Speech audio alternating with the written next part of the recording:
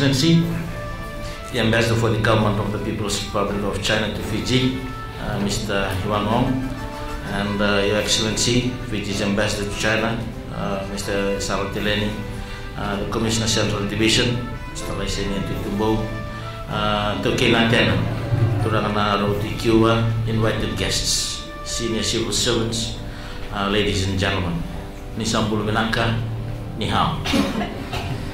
I am deeply honored and indeed privileged to have been invited as chief guest on the opening ceremony of the Cuba Village Seawall project. Fiji's economy and its people, like other small island states, are also susceptible to the impacts of climate change.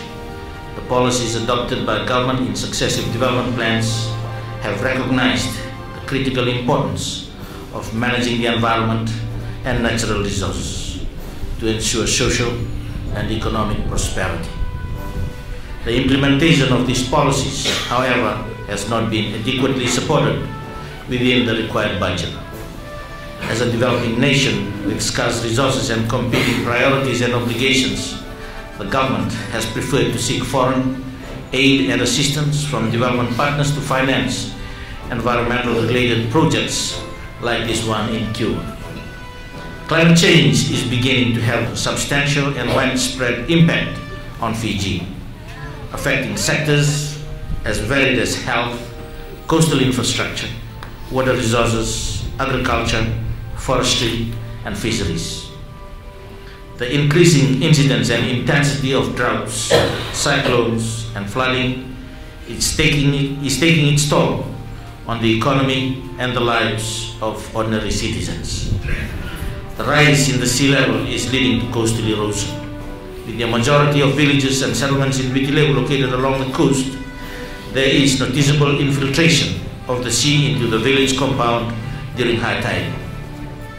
Intensive urban development along the coast, as well as deforestation of catchments, has also contributed to exposing large coastal areas to flooding and erosion. Continuous coastal erosion is also taking its toll on inshore fisheries on which the villages rely for food. The drop in the size of the catch is attributed to the build-up in sedimentation. Coastal populations and their assets are exposed to high vulnerability to extreme events such as storm surges, tsunamis, and high tides. The erosion of coastal areas is now slowly leading to the relocation of villages to higher grounds.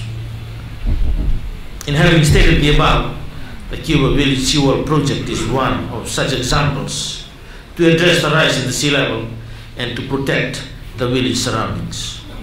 Today we witnessed the commissioning of the Cuba Village Seawall project that was funded through the government of the People's Republic of China's Gratuitous Aid Program.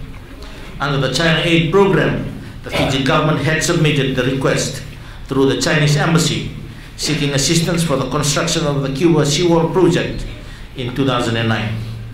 Over the years and through continued exchanges of letters, correspondences, meetings, field surveys, and other follow-up activities between our two governments, the Cuba Seawall finally commenced construction on the 15th of November 2012 and completed construction on the 25th of April this year.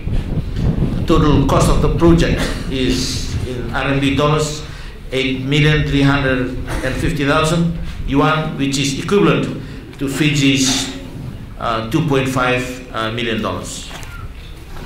The Cuba Village Seawall is a symbol of the strong, cordial, and lasting technical and bilateral cooperation between the government of the People's Republic of China and the government of Fiji. The Chinese embassy here had played a major role in what we are witnessing today.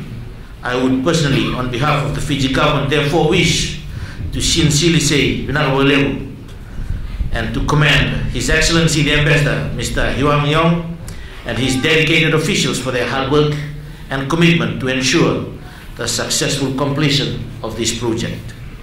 Secondly, I would also like to acknowledge and commend the China Railway 5th Group for their workmanship and for a job well done.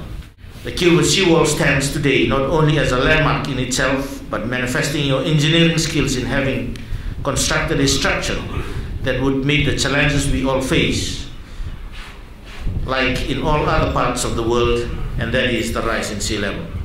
Thirdly, I would also like to acknowledge the contributions of the ministries and the departments through the Commissioner and the statutory bodies like the Fiji Electricity Authority and Water Authority of Fiji, who in many ways have given their time and effort towards the construction of this project.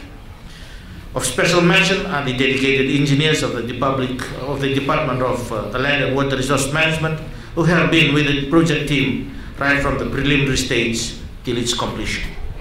The Cuba Seawall project is one of the many Chinese government-aided projects already completed or are in the process of being completed at this very moment. If I may mention, other projects included are the Nabuso Bridge, the new Nabu Hospital, the construction and delivery of a 36-meter fisheries vessel, the Somo Mini Hydro, the supply of fertilizer, the delivery of 20 VIP vehicles, the mushroom project in Lenga Nadi, and the rice development in Vanuatu. Hopefully, there would be more to come in the near future. The government of Fiji sincerely extends its gratitude to the government of the People's Republic of China for its kindness and generosity in assisting both in the funding and the construction of the projects.